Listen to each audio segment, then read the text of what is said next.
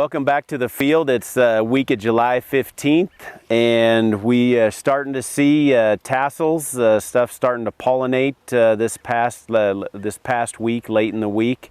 Some of our shorter season maturities are starting to pollinate, which we have been super hot the last 5-6 days, 100+ degrees, and it looks like we're cooling down. So that's good timing. Help out with some pollination.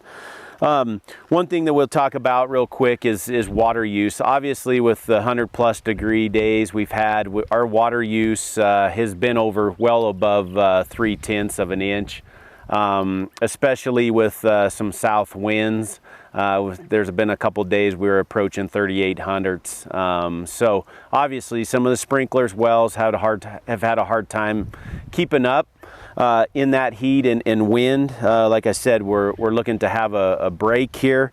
But one thing that we've noticed the last few days is some sun scald on some of our leaves, especially hilltops. Where those plants just haven't been able to essentially stay cool enough, transpire enough water to keep themselves cool. We see a difference. We do see a difference between some hybrids. Some hybrids are worse than others. So something to watch for. Probably kind of cosmetic at this point on most fields or hybrids we've looked at. A lot of these hybrids or fields, we still have some leaves, upper canopy to develop yet. But something to note, some severe cases, if we do lose a lot of leaf area, we could see a potential yield potential decrease. So just something to note when you're out scouting the fields. The next thing we'll talk about is insects. Obviously, we've talked a lot since probably 4th or 5th week about spider mites. We continue to see spider mites. Last week, we really started to see activity increase again.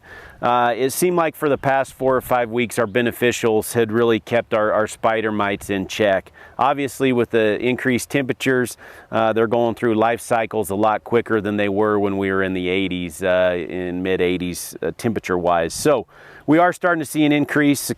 Colonies move up the plant.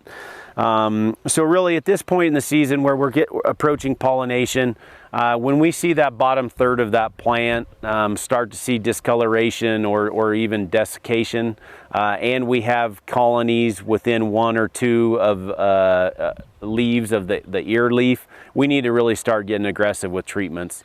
We don't want to delay treatment because knockdown is oftentimes difficult to do.